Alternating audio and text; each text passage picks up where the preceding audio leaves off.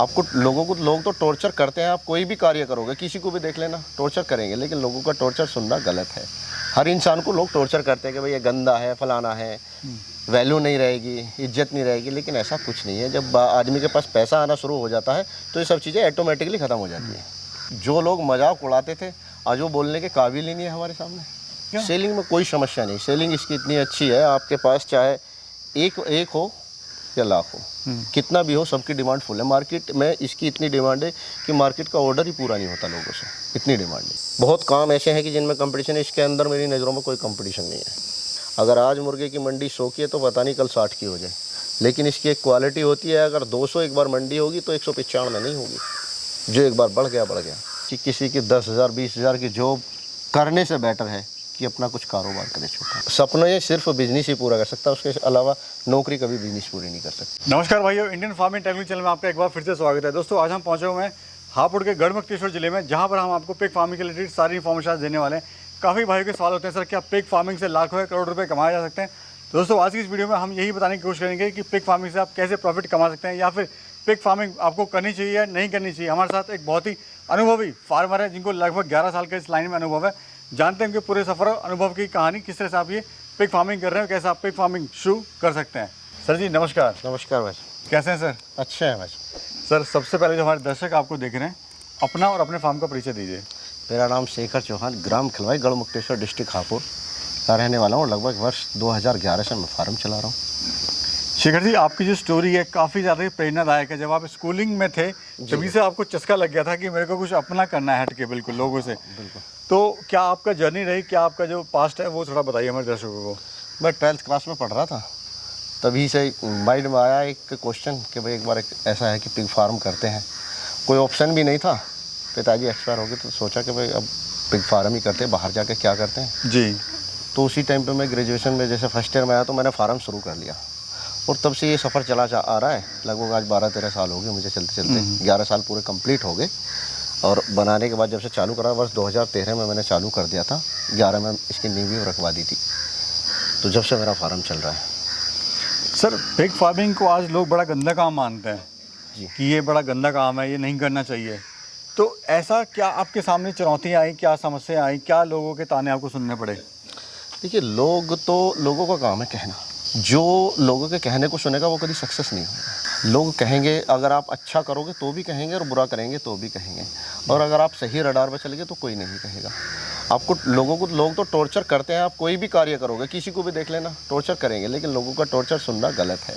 हर इंसान को लोग टॉर्चर करते हैं कि भाई ये गंदा है, फलाना है, वैल्यू नहीं रहेगी, इज्जत नहीं रहेगी, लेकिन ऐसा कुछ नहीं है। जब आदमी के पास पैसा आना शुरू हो जाता है तो ये सब चीज़ें ऑटोमेटिकली ख़त्म हो जाती हैं। तो अभी जो लोग आपको पहले मजाक उड़ाते थे, अभी वो लोग क्या कहते हैं आपके बारे में? आज तो कि आप जो लोग मजाक उड़ाते थे आज वो बोलने के काबिल ही नहीं है हमारे सामने कि भाई हम किस मुंह से बोलें। जिन लोगों ने मजाक उड़ाया पीठ पीछे तो कुछ भी बोल सकते हैं, लेकिन मुंह पे तो सिर्फ यही कहेंगे कि हाँ भाई बहुत अच्छा करा, बहुत अच्छा काम किया है।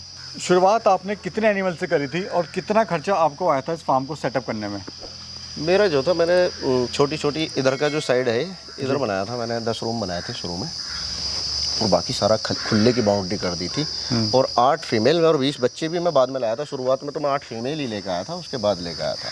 उसी से मेरी जो जनरेशन है उसी से चली आ रही है जनरेशन। बीच में एक बार वायरस के चलते फार्म ख़त्म हुआ, उसके बाद फिर दोबारा से शुरू करा। इसमें सर सेलिंग में कोई समस्या आती है क्या? सेलिंग में कोई समस्या नहीं, सेलिंग इसकी इतनी अच्छी है। आपके पास चाहे एक हो या लाख हो, कितना भी हो, सबकी डिमांड फुल है। मार्केट में इसकी इतनी डिमांड है कि मार्केट का ऑर्डर ही पूरा नहीं होता लोगों से, इतनी डिमांड। यानी कैश का काम है टोटली? कैशलेस सब, कोई उधारी वगैरह? कोई उधारी नहीं है, बिल्कुल एकदम कैश। यानी आप फ़ोन करेंगे, माल रेडी है, वो आएगा ब्रोकर बीच वाला और अपना सारा माल ले जाएगा। और आज तो देखिए, जब मैंने काम शुरू करा था जब 70 रुपये केजी बिक रहा था, आज 205 रुपये से 210 रुपये केजी बिक रहा है, और वो भी खाना खिला पिला करके लोकल में, जो कि हमारा रेट जा करके देखो तो 230-35 पड़ता है खाना खिला पिला करके। जो जेन्युइन रेट है 205 से 210 रुपये डिस्ट्रीब्यूटर खरीद रहा है। जी शेखर जी, क्या ये पूरा प्रोसेस है? बताइए कि जो एक फीमेल है वो कितने बच्चे देती है, फिर वो जो बच्चा है वो कितना दिन में 100 kg का होता है? जो प्रोसेस है पूरे फार्म का जो रनिंग का, वो थोड़ा समझाइए हमारे दर्शकों को। देखिए, इसमें भी कई क्वालिटी है। जैसे कि आपकी फर्स्ट टाइमर फीमेल है, उस पर 7 से 8 का FCR आता है बच्चों का। FCR मतलब litre size, feed conversion ratio. हाँ, मतलब बच्चों का रेशियो जी। 7 से 8 का आता है। अगर आपकी सेकंड टाइमर है तो 9 से 10 का आता है। ये तो बच्चों का लीटर साइज हो गया। अगर आप इसे प्रॉपर फीड पर रखते हैं तो आपका 8 महीने में तैयार हो जाएगा जानवर। और अगर आप इसे वेस्टेज पे तैयार करते हो तो आपका 10 महीने में तैयार होता है। होटल ये अपना फीड पे भी हो जाएगा और प्लस किचन वेस्ट पे भी। किचन वेस्ट पे भी हो जाएगा। दोनों चीज़ों पर हो जाएगा। तो किचन वेस्ट पर 10 महीने में और फीड पर 8 महीने में। ऑप्शन दोनों हैं। दोनों है, कोई भी कर सकता है, लेकिन क्या है किचन वेस्ट में मोर्टेलिटी ज़्यादा होती है और एफसीआर भी डाउन आता है जी। अच्छा सर, कोई अगर भाई फार्म स्टार्ट करना चाहता है जी। तो वो जानना चाहेगा कि अगर मैं 10 पिग लेता हूँ या एक पिग से कितनी कॉस्ट आती है, खर्चा सब काट के कितना खर्चा आता है उसको तैयार करने में और उससे कितना प्रॉफिट हो जाता है? अगर हम देखें, आपको अपने जानवर को देखें तो नीचे से, जैसे कि आपका मदर ब्रीड से शुरू हुआ है बच्चा जन्म लेने के बाद, और जब तक 100 kg का होता है तो उस पर 8,000 से लेकर 8,500 रुपये तक का बच्चा तैयार हो रहा है। अब उसमें आपका लेबर मेंटेनेंस और आपका फार्म मेंटेनेंस वो अलग रह गया। बाकी वो जा कर के जब आपका 20,500 21,000 का इतने का जानवर बिक रहा है। अभी कौन सी ब्रीड है आपके पास? ये मेरे पास में लार्ज वाइट यॉर्कशायर है, हैम्पशायर है, ड्यूरोक है, F1 है, 4 ब्रीड है अभी। तो क्या हर मौसम के लिए अलग अलग ब्रीड होती है? जैसे कोई भाई केरल में रहता है, कोई कश्मीर में है, कोई नॉर्थ ईस्ट में है, कोई राजस्थान में है। बिल्कुल बिल्कुल बिल्कुल, ये मेन चीज़ है। ब्रीड कलेक्शन सबसे ज़रूरी है।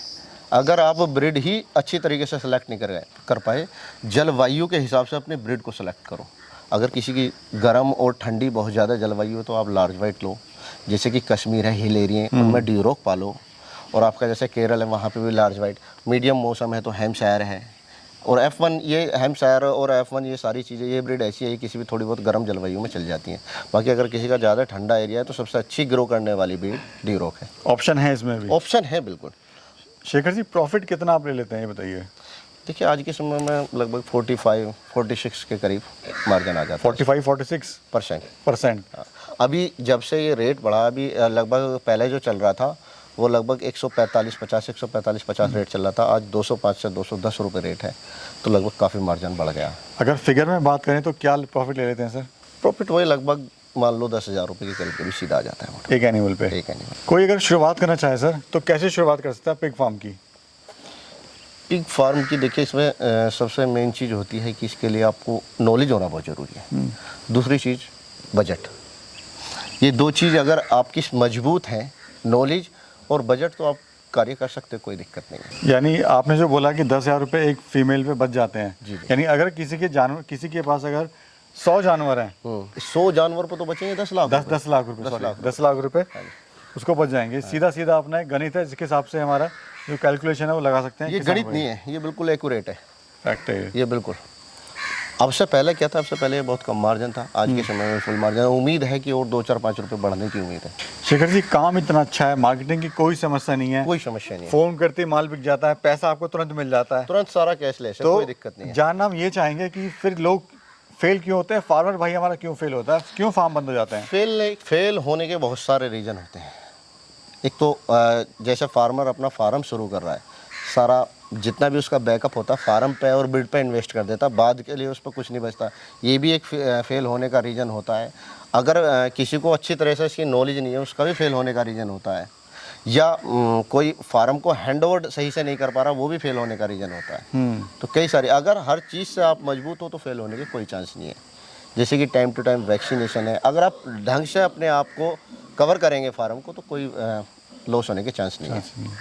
कभी से नुकसान हुआ आपको स्टार्टिंग में? अभी तो आपको अनुभव हो गया। बिल्कुल हुआ, बिल्कुल। अभी पिछले वर्ष ही अफ्रीकन स्वाइन फेयर आ रहा, पूरा फार्म खत्म हो गया। कितने का नुकसान हुआ?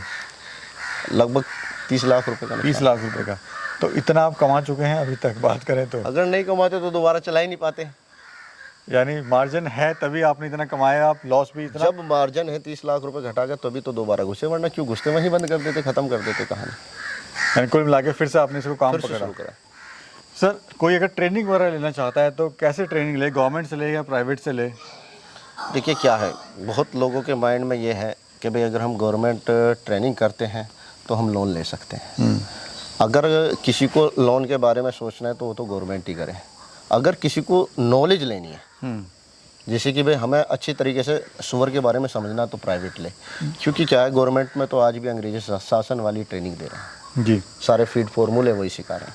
और आज ज़माना बदल चुका, बहुत टेक्निकल तरीके से काम हो रहा है। और खाने में सर क्या क्या आप इनको दे रहे हैं बताइए? फीड और वेस्टेज दोनों दे रहे हैं। दोनों पे अपना आप फैक्टर वेस्टेज पे तैयार कर रहे जी। हैं और ब्रीडिंग स्टॉक अपना, और जो अपने पिगलेट हैं ये सारा फीड पे चल रहा है। फार्म का क्या एरिया है सर और कितनी लागत आई है इसको बनाने में? ये भैया मेरे 2 सेटअप है। 11,700 स्क्वायर फीट तो ये ज़मीन है जी। और 15,300 स्क्वायर फीट पीछे। और कितनी सर लागत आई है बनाने के लिए? ये क्या है, पार्टीशन में बना हुआ, इसकी मैंने कोई कैलकुलेशन नहीं करी। जी। लेकिन पहले सबसे शुरू में धीरे-धीरे आपने इसको बनाया। शुरू में जब मैंने बनाया तो 4 लाख रुपए लगाए थे।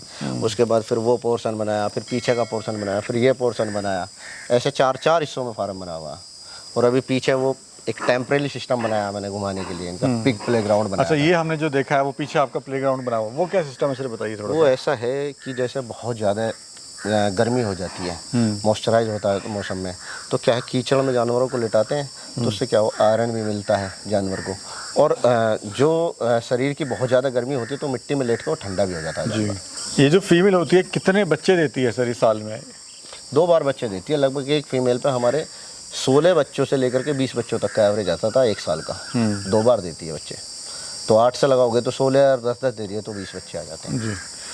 मैं सर देख रहा हूँ आपने यहाँ पे लाल पत्थर का इस्तेमाल किया हुआ है जी। क्या फ़ायदा है और क्यों ये करना चाहिए? इसमें क्या है, एक तो आपका भाई अगर कोई बिजली से सफाई कर रहा है जी। तो बिल बचता है, क्योंकि ये बहुत जल्दी साफ़ हो जाता है। और जनरेटर से करता है तो तेल बचता है। इसमें साफ़ सफाई अच्छी होती है, ज़्यादा टाइम तक चलती है, और गंदगी भी ये बिल्कुल फिनिशिंग में बिछा, अगर थोड़ी बहुत गंदगी भी होती है तो सब बहकर बाहर निकल जाती है। ये जो ब्रीड है सर वो क्यों इम्पोर्टेंट है फार्म पे अच्छी लाना, और क्या इसका महत्व है और कैसे इसकी पहचान करें जो ब्रीड हमारे किसान भाई ले रहे हैं? क्योंकि ब्रीड अगर आपकी अच्छी होगी तभी आपका फार्म सक्सेसफुली चलेगा। बिल्कुल बिल्कुल। तो क्या पहचान है और क्यों इतना महत्व है सही ब्रीड का होना फार्म पे? देखिए, अगर आप अच्छी ब्रीड नहीं लेंगे तो अच्छी ग्रोथ नहीं पाएंगे। जितनी अच्छी ब्रीड लेंगे उतनी ही अच्छी ग्रोथ पाएंगे। अच्छी ग्रोथ पाएंगे, आप कम खाने में ज़्यादा ग्रोथ पा रहे तो मार्जिन सीधी सी बात है ज़्यादा मिलेगा। अगर आपकी ब्रीड बेकार है, खाना ज़्यादा खा रहा है, ग्रोथ कम ले रहा है, तो एफसीआर डाउन जाएगा। तो इसलिए ब्रीड सबसे ज़्यादा महत्व करती है हमें कि अच्छी से अच्छी ब्रीड सेलेक्ट करें। शेखर जी, अभी आप अपने आप को कहाँ खड़ा पाते हैं इन 11 साल के अनुभव की बात करें तो? बस अब तो ईश्वर की कृपा है, जहाँ भी खड़े हैं अच्छी जगह खड़े हैं, अब तो कोई दिक्कत नहीं है। यानी खुश हैं अपने काम हाँ से? बिल्कुल, एकदम बिल्कुल। और हम भी खुश हैं, सब खुश हैं, अब तो कोई दिक्कत नहीं है। कोई दिक्कत वाली बात नहीं है। देखिए, मेहनत होती है किसान की, अगर मेहनत करेंगे और चीज़ों को समझ के अगर मेहनत करोगे तो ज़रूर रंग लाएगी। कोई सर अगर शुरुआत करें तो मिनिमम कितने बजट लेके चले वो, और कितने एनिमल से इसको शुरू करना चाहिए? देखिए, बजट क्या, देखिए आज के समय में जानवर महंगा है, फीड भी महंगा है, तो कम से कम अगर छोटा से 10 लाख रुपए तो कम से कम चाहिए छोटा सा फार्म करने के लिए। तो इतना तो कम से कम बजट हो, ऊपर आप कितना भी ले सकते हैं। सर ये और देखा गया है जो हमारे नए युवा साथी जो स्टार्ट करते हैं उनको अनुभव नहीं होता बजट को कैसे डिवाइड करें। फॉर एग्जांपल किसी के पास अगर 10 लाख का बजट है तो वो 6 लाख तो लगा देगा शेड बनाने में, क्योंकि उसको अच्छा शेड बनाना है, लोगों को दिखाना है कि मेरा बहुत अच्छा शेड है। एनिमल 2 लाख रुपये लगा दिए तो बजट तो उसका पूरा ख़त्म ही हो गया। अभी आपका एक क्वेश्चन था मुझसे कि फार्मरों का फेल होने का चांस क्या होता है। जी। ये फैक्ट होते हैं। फार्मर फेल क्यों होते हैं? जब उन्हें अच्छी तरह से जानकारी नहीं है, पैसा पूरा इन्वेस्ट वहाँ कर दिया तो फेल तो अपने आप होंगे। इसलिए पूरी तरीके से पहले से जानें, समझें, ट्रेनिंग लें, पैसा किस तरीके से इन्वेस्ट करना है। सारी चीज़ें ट्रेनिंग में सिखाई जाती हैं कि भाई पैसा कहाँ पे कितना इन्वेस्ट होना। अगर आप 10 लाख रुपए लेके बैठे तो 5 लाख रुपए से ज़्यादा फार्म और ब्रीड पे ज़्यादा इन्वेस्ट ना करें। इससे ज़्यादा अगर आप ऊपर लेके जा रहे हो इस इन्वेस्टमेंट को तो समझो आप लॉस में लेके जा रहे हो। या फिर आपका फीडबैक इतना हो कि आपके पास फीड खिलाने के लिए बाद में बैकअप है, तो आप ज़्यादा इन्वेस्ट कर सकते हैं। सर जैसे आपने कहा कि लॉस होना है फीड के कारण, मतलब इतना नहीं ग्रो कर पा रहा है, तो अगर फार्मर भाई इसी चीज़ को पहले पकड़ लें, भाई हमें साल के बाद में पता लगता है कि जो हम खिला रहे हैं वो सही नहीं है, तो कैसे उसको पकड़ में आए कि जो हम चीज़ खिला रहे हैं, चाहे फीड खिला रहे हैं, चाहे कुछ भी खिला रहे हैं, वो प्रॉफिट हमारा जा रहा है, फार्म प्रॉफिट में जा रहा है, नहीं जा रहा है? मैंने आपको बताया ना, नॉलेज बहुत ज़रूरी है। सबसे पहली चीज़ है कि भाई ट्रेनिंग लो, तभी तो आप समझोगे इसके बारे में क्या है। अगर आप समझ ही ना पाओगे सही तरीके से तो फेल हो नहीं होने। प्लस आपने जो बताया था वीडियो शुरू करने से पहले कि जो वेट है एनिमल का वो करते रहे महीने में एक बार, वो नहीं, ज़रूरी उसका है। वेट का ये, अगर आपको फार्म चलाने के बाद का प्रोसीजर है, अगर आपको एफसीआर निकालना है अपना, ये देखना है कि हमारा कितना खाने में कितना जानवर गिरो हो रहा है, तो हर महीने पर उसका कांटा करें। जैसे कि एक बाड़े में 50 जानवर डाल दे तो 50 के 50 का कांटा करो देखो कितना वजन आया, और उसे नोट करो। अगले महीने फीड खिलाओ, देखो कितना दाना खाया है, कितना वजन गिरा है। ये FCR, अगर आप में कोई चूक है तो उसको सुधारो, देखो भाई क्या कमी हो रही है हमसे, दाने की कमी है या हमारे खिलाने में कमी है। तो कुल मिला के काम कैसा है सर, ये बताइए। काम बहुत अच्छा है, काम में दिक्कत नहीं है। आज के समय में तो फुल अच्छा है। आप देखो एक साथ से ही एक झटके में 60 रुपये बढ़े हैं, तो अच्छा तो है ही है। मार्केट में माल भी नहीं है, फुल डिमांड है, तो अच्छा काम में तो कोई दिक्कत नहीं है। क्योंकि कंपटीशन इस लाइन में सर कहीं भी कोई कंपटीशन नहीं है। आज अगर 50 फार्मर है, 100 भी हो जाएंगे, कोई कंपटीशन। बहुत काम ऐसे हैं कि जिनमें कंपटीशन है, इसके अंदर मेरी नज़रों में कोई कंपटीशन नहीं है। सिर्फ डिमांड की कमी है। डिमांड बहुत है, कमी नहीं है, डिमांड बहुत है। माल की पूर्ति नहीं हो पा रही है। जब माल की पूर्ति नहीं हो पा रही, जब भी तो 60 रुपये। और इसकी सबसे अच्छी एक क्वालिटी और भी होती है। अगर आज मुर्गे की मंडी 100 की है तो पता नहीं कल 60 की हो जाए, लेकिन इसकी एक क्वालिटी होती है। अगर 200 एक बार मंडी होगी तो 195 में नहीं होगी, जो एक बार बढ़ गया। इसकी ये सबसे अच्छी क्वालिटी होती है। ये खूबसूरती है इस बिज़नेस की, क्योंकि जो मेरा 11 साल का अनुभव है, मैं अभी तक देखता हुआ आ रहा हूँ, जो एक बार रेट बढ़ गया मेरे सामने, वो डाउन नहीं गया, वापस नहीं आया, ऊपर ही गया। हाँ, एक बार डाउन आया था, जैसे कि बीमारी आई, तो वो भी लोकल के व्यापारियों ने, जो इसकी मेन मंडी है, वहाँ का रेट डाउन नहीं हुआ, फिर भी वहाँ का वही रहा। लोकल वालों ने मंदा करके खरीदा। शेखर जी, क्या कहना चाहते हैं हमारे दर्शकों से जो आपको देख रहे हैं और शुरू करना चाहते हैं पिग फार्मिंग, या कि जॉब के परेशान है जॉब के लिए? देखिए, किसी की 10,000 20,000 की जॉब करने से बेटर है कि अपना कुछ कारोबार करे छोटा मोटा। अगर आपके बजट के ऊपर डिपेंड करता है, अगर आपका बजट अच्छा है तो आप फार्म शुरू कर सकते हैं, और भी बिजनेस शुरू कर सकते हैं। अब जैसे कि हम शुरू करके बैठ के किसी की जॉब करते तो क्या करते, कुछ नहीं हो पाता। यानी थोड़ी हिम्मत तो लानी पड़ेगी, कॉन्फिडेंस अपना रखना पड़ेगा, करना पड़ेगा, कुछ ना कुछ तो करना पड़ेगा, तभी सक्सेस हो पाएंगे। तभी सक्सेस हो, बिना उसके सक्सेस हो गई नहीं। और अपने सपने भी तभी पूरे कर पाएंगे, जैसे अभी आप अपने सपने पूरे कर रहे हैं। अगर सपने पूरे करने हैं तो बिजनेस करना पड़ेगा, चाहे कोई भी बिजनेस करो। सपने सिर्फ बिजनेस ही पूरा कर सकता है, उसके अलावा नौकरी कभी बिजनेस पूरी नहीं कर सकती। बहुत बहुत धन्यवाद शेखर जी, बड़े अच्छे विचार आपने हमारे दर्शकों को दिए और बहुत अच्छी जानकारी आपने हमारे लोगों से। सभी किसान भाइयों को नमस्कार मेरा। तो दोस्तों, ये थे शेखर जी, जिन्होंने अपने अनुभव आपके साथ साझा करा 11 साल का, कैसा आप पिग फार्मिंग कर सकते हैं, क्यों लोग पिग फार्मिंग के अंदर फेल होते हैं। दोस्तों, मेरा भी कहना ये है और शेखर जी का भी कहना ये है कि अगर आप पिग फार्मिंग अच्छी तरह से ट्रेनिंग वगैरह लेके किसी की नॉलेज में करेंगे तो इसमें आपके सफलता के चांस बढ़ेंगे, नुकसान के चांस आपके कम होंगे। तो चलिए दोस्तों, वीडियो को यहाँ पर करते हैं क्लोज, और बहुत जल्दी एक और नई वीडियो में एक और नए सफर में फिर मिलते हैं। तब तक के लिए नमस्कार।